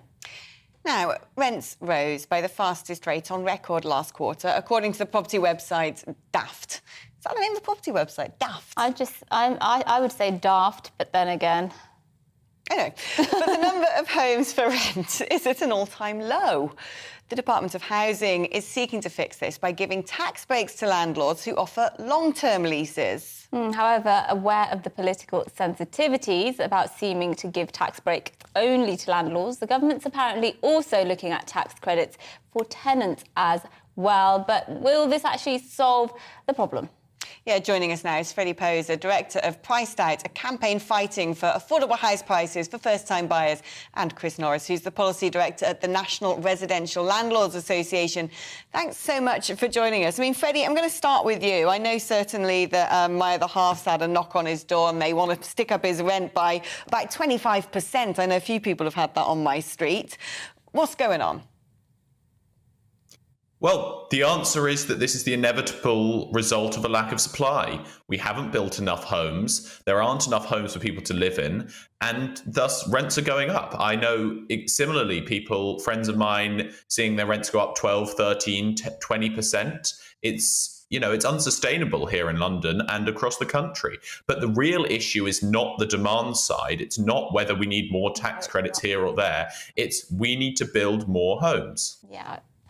I mean, Chris, do you think that this tax break for landlords is the way to go about things? I mean, what surely it would do is potentially encourage more people to be owners and who already have houses, basically, and rent out to people who actually want to own houses themselves. Well, I mean, to be entirely honest, I'd like to see some more detail of what the government are talking about with any kind of tax credit or tax break. I think what we've actually seen over the last decade is a system of tax regulation, a system of taxation on landlords that's made it very, very hostile. And that's led to some of the problems that Freddie's talking about there in terms of supply. We know at the NRLA that we've actually got more landlords telling us they're selling properties than buying, which normally in a difficult economic climate, you'd see lots of landlords or potential landlords looking to invest. We're seeing the opposite. We're seeing divestment. So yes, we definitely do need to see some movement in the way that landlords are taxed, but also, we need to address the problem of supply. Now, as we mentioned there, you're from the National Residential Landlords Association, so it's a body that sort of represents landlords' interests. We were having a conversation this morning before the show. People were giving their anecdotes about, some of the unfortunate experiences they've had with landlords. Is there a way, do you think, that landlords and renters, they can sort of meet in the middle and come to some agreement for once as to what the government should be doing to help both sides out? Let's put that to you, Chris. Well, let's not assume that it's unusual for landlords and tenants to agree. I mean, very often our interests are aligned. We want, as landlords, to see tenants happy in their homes and staying put and paying the rent. And, the same thing is true of households. They don't want to have to move on because landlords are being forced to sell, for instance. So I think actually there's a lot more common ground there than you might assume. I don't know what the government are going to propose at the moment, but I'm sure there'll be something there that we can agree on. Sure. But isn't the primary concern of landlords, and I'm not saying whether this is right or wrong, it's to maximise their profit on the investment they have made, a buy-to-let investment. Isn't that essentially what their interests are driven by? Is that not right? Well, like every business, of course, we want to maximise our return. We're not social landlords. We're not charities. Of course, we want to maximise that return. But let's not assume that return is the short term. Landlords, NRLA members tell us they're investing over a 20, 25-year term. They're much better off keeping a happy tenant, perhaps at a slightly lower rent if they can afford to cover their costs, than they are in trying to, let's say, hike rents and drive lots of churn. Churn is incredibly expensive for landlords. It's not what they want to see. They want to see stability. That's stability in households, but also stability in their income over the longer term. Freddie, I'm going to come back to you because, you work for an organisation who really stand up for first-time buyers as well. With the leadership candidates, we've heard a lot about not building on the green belt, about NIMBYism. I think Liz Truss used the term of Stalinist housing targets. And even looking back to when Boris Johnson made his big housing speech, all he seemed to have to say for first-time buyers is, oh, well, we'll have a little look at the market and then see what we can do. Does this government not get it, that there are loads of young people out there who, quite unlike their parents, just don't stand a chance of owning bricks and mortar? Absolutely. And it's not just this government. It seems to be that all the major parties simply don't understand that this is a supply crisis. All of the non-solutions that we hear, those are always demand-side things, help to buy, right to buy, a bit more money into the market here, a bit of a tax break there. The issue is we don't have enough homes, we don't have enough places for people to live, especially in the places they most want to and need to live. That's hurting our economy, but it's also meaning that young people and people up and down, the generations are being priced out of the housing market. We're getting worse housing outcomes. People are living in smaller and smaller properties. They're not suitable for their needs. This is a society-wide crisis. And it seems like none of the major parties understand that what the solution to that is to build more homes. I mean, why do you think it is that there hasn't been a big push on house building? Because we saw during the pandemic there were huge incentives on getting rid of stamp duty to get people buying more houses to help prop up the property developers, essentially, wasn't it? And surely if they loved the property developers so much that, they'd allow them to build more stuff. Well, the stamp duty holiday was not primarily, I'd say, to prop up the property developers. In fact, most property sales in this country are sales of, already built homes. It's to prop up the wider property market because over 40 years, we've designed a political economy over this myth that housing can get more and more expensive, your house can be your main asset, and that we're not going to see any other consequences. Well, this is the consequence. People have no incentive to say yes, and they have every ability to veto new development in their area. And then we see that it's politically difficult for, say, the Conservative leadership candidates to actually wrestle with the fact that we need new infrastructure and we need new homes in this country. And someone's going to have to rip that Band-Aid off, or we're going to continue to have this housing crisis. It's not going to get any better. And finally, Chris, as well as a housing crisis, we obviously have a cost of living crisis as well. And there's going to be lots of renters at the moment who simply won't be able to afford their bills and then won't be able to afford their rent as well. So they will be looking for landlords to perhaps be a bit more lenient if they're not able to make those payments. And of course, they don't want bailiffs knocking at their door. What's your message to the landlords across the UK and the landlords you work with in terms of how they handle those sorts of situations? Well, look, landlords ultimately are businesses, so there will be a backstop. We don't have infinitely deep pockets, but the first piece of advice we'd give to landlords and tenants facing those kind of difficulties is to talk about it.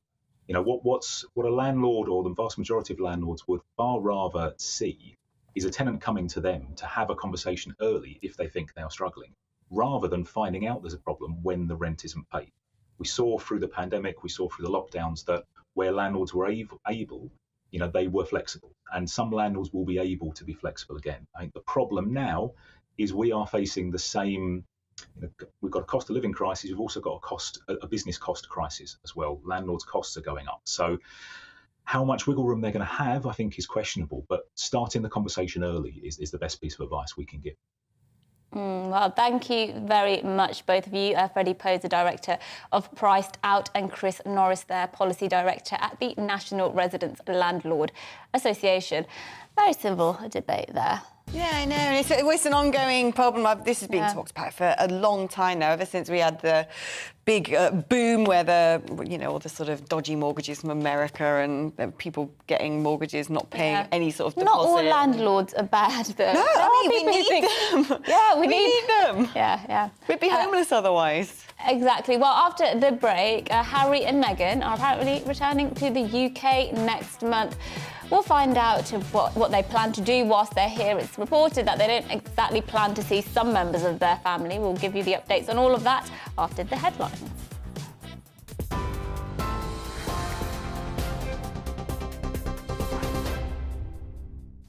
It's 11:33. I'm Rosie Wright, keeping you up to date on GB News. New figures have shown wages are falling at their fastest rate since records began more than 2 decades ago. The ONS says growth in regular pay, excluding bonuses, was 4.7% between April and June. When we take into account rising prices, though, the real value of wages fell by 3%. Economist Jack Kennedy says the economy is still in the process of bouncing back from the pandemic. The labour market remains incredibly tight at present. Unemployment remains very low at 3.8%. And we still have less than one unemployed job seeker per vacancy. So that's really being reflected in a lot of the staff shortages and hiring difficulties that we're continuing to see throughout the economy. A lot of industries that have really been bouncing back since the pandemic, since the reopening of the economy, have been ramping up hiring very, very strongly, and that's been affording workers lots of opportunities. Ukraine's president is calling on world leaders to help force Russian troops to withdraw from the Zaporizhzhia nuclear power station. The plant in southeastern Ukraine has been the site of ongoing shelling. President Zelensky is warning radiation from damage to the station could be blown over to neighbouring countries in the EU. The Conservative leadership candidates have vowed to better scrutinise the Scottish Government if they become the next Prime Minister. Well, Liz Truss and Rishi Sunak are going to face off at another hustings in Perth this evening. Both have stated their opposition to a referendum on Scottish independence. The Foreign Secretary, Liz Truss, has committed to get Scotland's economy moving, while the former Chancellor, Rishi Sunak, wants there to be greater scrutiny of Scottish civil servants. Leader of the SNP, Ian Blackford, says both candidates' plans for Scotland were like sinister show trials. The body of a teenage girl's been found after she got into difficulty in water on Monday near Manchester. Police say they're confident her death isn't suspicious. A yellow thunderstorm warning is in place for most of the UK. The alert will stay in place in southern England until tomorrow.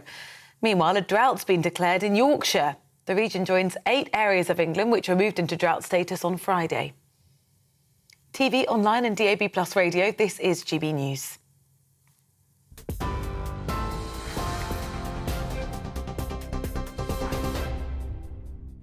Direct Bullion sponsors the Finance Report on GB News for gold and silver investment.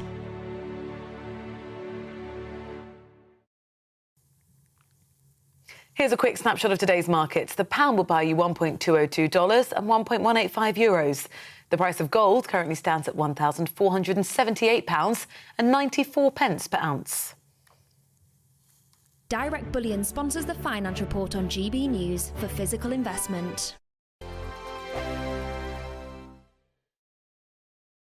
Join my show Farage, 7 p.m. till 8 p.m. Monday through Thursday, and there you will get opinion, analysis, debate, and I'll cover stories that nobody else dares to touch.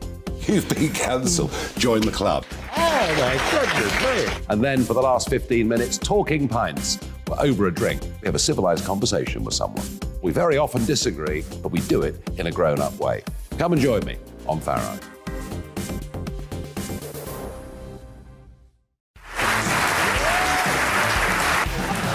My name is Andrew Doyle. Join me every Sunday evening at 7 p.m. for Free Speech Nation. This is a show where we address current affairs and news stories of the week with the help of two wonderful comedian panellists. I brought in comics because I want to give it a lighter edge, and also they work for less. See you there.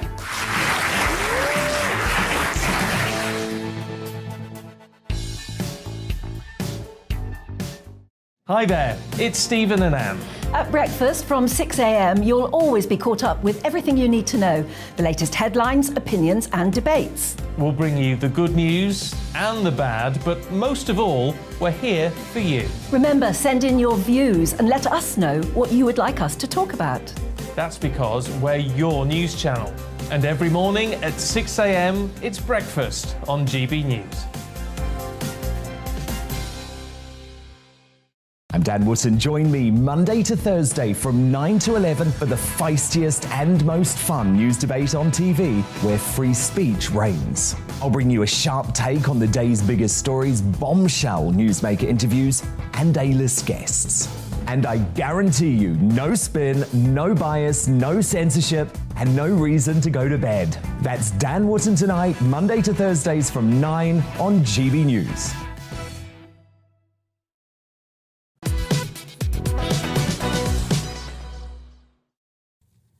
Good morning, it's 11:39 and this is To The Point with Alex Phillips and me, Mercy Moroki on GB News. We're live on your TV, online and radio. It's the second week of the Ryan Giggs trial, with the former footballer charged with assault and coercive and controlling behaviour against his former girlfriend. Yes, well, our North West of England reporter, Sophie Reaper, was outside Manchester Crown Court earlier this morning and sent us this report. We're into day 7 of the Ryan Giggs trial here at Manchester Crown Court. Yesterday was really interesting. We heard from several different witnesses, including Kate Greville's sister, Emma, who was also allegedly assaulted by Mr. Giggs back on the 1st of November in 2020. She described the night of the incident to the court, telling them that she was at the property looking after the couple's dog while they were on a night out in Manchester. Now, she also told the court that Kate had been planning on leaving Ryan for quite some time. They even had a flat prepared for her to move into. But it was that evening that she received a text from her sister telling her to pack up her things because they were going to leave that night. Shortly after, Kate arrived back at the property, followed by Ryan, and it was then that Emma described a scuffle breaking out between the couple, and it was here that the alleged assault on Emma happened.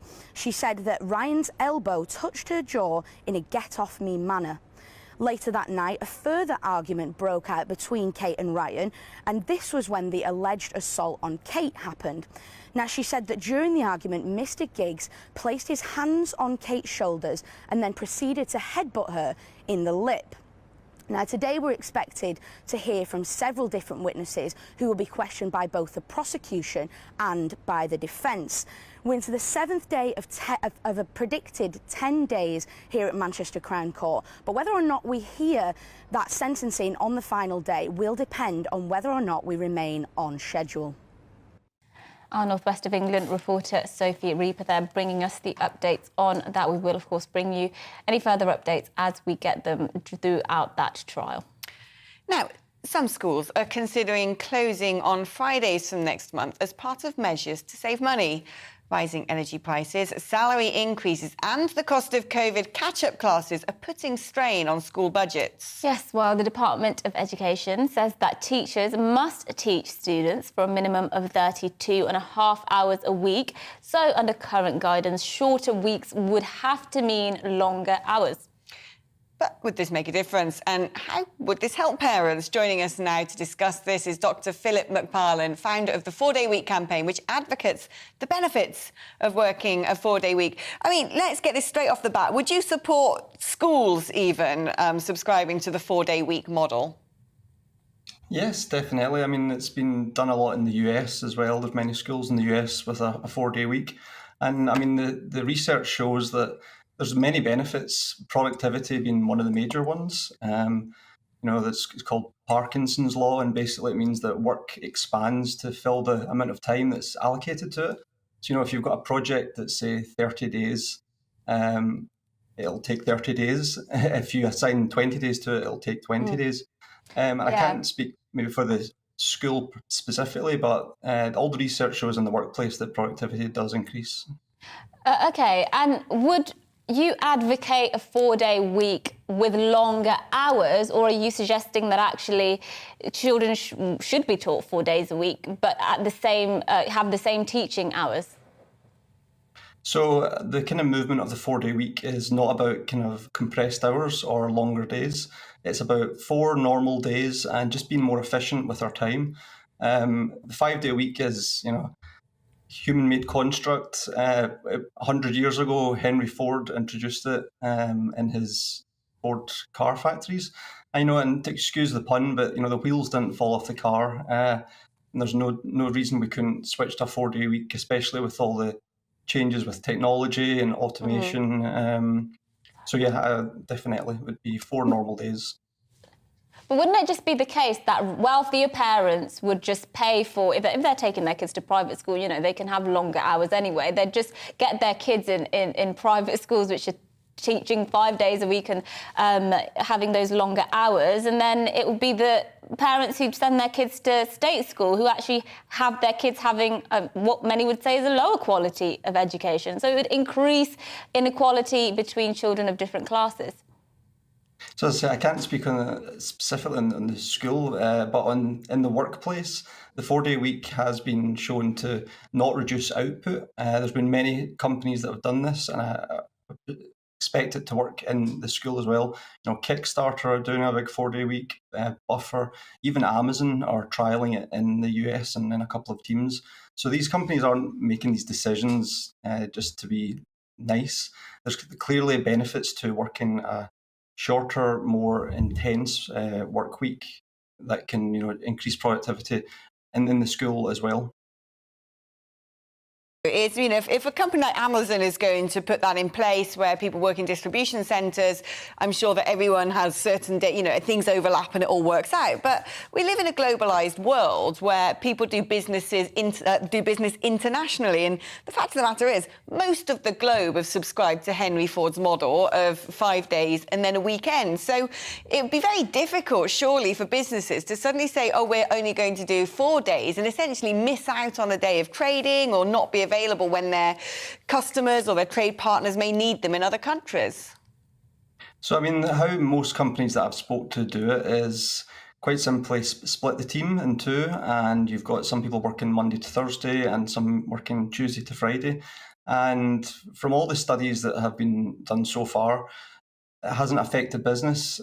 People are happier, they're staying in their jobs longer. It's amazing for attracting candidates. It's great for mental health. Obviously, people are off sick less. There's many benefits, and the major one at the moment, climate change. I'm sure it's at the top of everyone's mind, but a shorter working week can reduce energy consumption by up to 20%. So it's a multifaceted thing. The 4-day week has many benefits. Thank you so much for talking to us about that. I actually have as you were talking, I actually have a 4-day working week. Lots of the people here as well do. And I have to say, I would really struggle going back to a 5-day working week. I actually enjoy, because I have a daughter, I enjoy that extra day where I can take her to school, pick her up after school. I would advocate it. I do have to say, I'm getting warmed to the idea. I'm actually quite I used to have a 4-day week, and I'm a 5-dayer again now. And I miss my cheeky Fridays. Well, there you go. Dr. Philip McFarlane, he's the founder of the 4-day week campaign, obviously advocates on what it says on the tin, 4-day working week. I don't know how it would it would have to all be done in synchronisation. As you say, the entire globe would have to sort of move to that system. That's the problem, and isn't it? schools and workplace, everything would have to move to that system for it to work in unison. Otherwise, it just doesn't work, I don't think. Although there are, arguably there are countries who follow a completely different model and have Saturdays off, for instance, and so... work Saturdays, and we have other days, whatever it is. But, I don't know, it is the whole productivity thing, though, isn't it? Because it's a nice argument that, if we only work 4 days with fewer hours, we somehow magically get more done. Actually, it might be... I need to look more into it, because what he said there is, well, actually, in reality, you fit in what you have to fit in the time you're given. And it did get me thinking about when I was doing my dissertation or my thesis at university, and some people would have 12... would start 6 months before and they'd do it within 6 months. Some people would start a month before and they'd get it done in 6 months. So, in a month. So actually... That is true. After work on my fair here, I've got a matter of 2 hours to prep for my next show, and I normally have the whole day, and somehow you're still I going to do it. Well, there you go. Now, let's move on to our final story, which is... about Harry and Meghan, which is despite filing a second lawsuit against our government and Scotland Yard over their decision not to allow them to hire police officers for their personal protection. Prince Harry and his wife Meghan will be returning to the UK next month after all. They're visiting some of the charities close to their hearts across Europe, with one stop in Manchester and one stop in London. But will they be visiting the Rellies, the Queen or the Cambridges? If the couple chooses to stay at Frogmore Cottage, their old gaff, the brothers will be just 800 metres apart from each other. But apparently, no visit is currently planned. Yes, well, here to give his expertise on the situation is Charles Ray, our royal expert. Good morning. Who cares? Why do they have to tell us, the public, whether he's going to see his brother or not? I mean, they should be allowed to make those decisions in private and let it be private, surely? Well, good morning, guys. Why it's important is because this is the greatest ever living soap opera that we have and have had for many, many years. And given that what has been going on in the royal family with literally the war between Harry and Meghan and everyone else, it is important that when they come over, and whether or not they see the Queen or William and Catherine, I mean, it's very, very important. Given as well that in the background is this book or memoir that Harry has written, this so-called bombshell. We don't know what's in it, but there's suggestions that it's going to pour bucket loads over Camilla, the Queen, and William, or whatever. So it is quite important. What amazes me is this is a guy who thinks Britain is one of the most dangerous countries in the world, yet he announces practically a month before he's coming over. It's ridiculous. Yeah, it strikes me they didn't seem too keen on coming over to good old Blighty until they suddenly had Netflix cameras following them around, and perhaps they want to visit their, most heartfelt, wonderful charities that they adore, so they get some good footage for that. Oh, they'll definitely get good footage from that, Alex. There's no question about that. I mean, they've got the One Young World Summit in Manchester. They're then jetting off to Germany for an event involving the Invictus Games, the preparation for it. And then they're back again in time for the Well Child Awards on September the 8th. Now, why this is complicated is that on September the 5th, when they're in Manchester, that's the day that the announcement will be made as to who's the next new Prime Minister. The day after, the Tuesday, the Queen's coming down from Balmoral to install the new Prime Minister. Now, I'm not sure whether originally it was supposed to be she was going back to Balmoral. I'm not sure whether she's going to hang around, Windsor, just because Harry and Meghan are around. And as you quite rightly said in your intro as well, William and Catherine are due to start moving into their new house, 4-bedroom house, Adelaide Cottage, round about that time. So there's not going to be much time left for any tea and sympathy or tea and cake or, maybe Harry's going to help William move some of the boxes around. Who knows? I think that if they come to the UK and play this right, that somehow they might actually be able to regain some of the public love that they have lost in bucketfuls.